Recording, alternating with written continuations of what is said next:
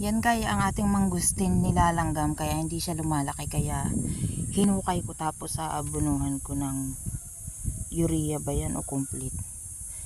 Yung kalahating timba ay dito at yung kalahati ay doon. Ayan, ididilig na natin.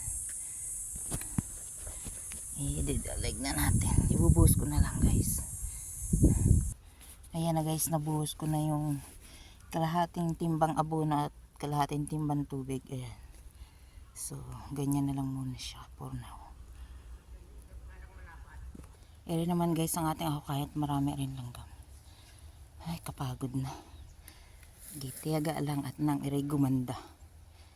Ready na tayo. Ayan guys, tapos na tayo. Eri nadilig ko na ng abono. At eri na yung sa ibabaw na dilig.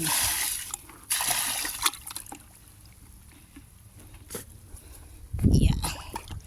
Araw-araw atin ang adiligin at bigyan natin ng kung ano-anong patabang fertilizer para lumaki.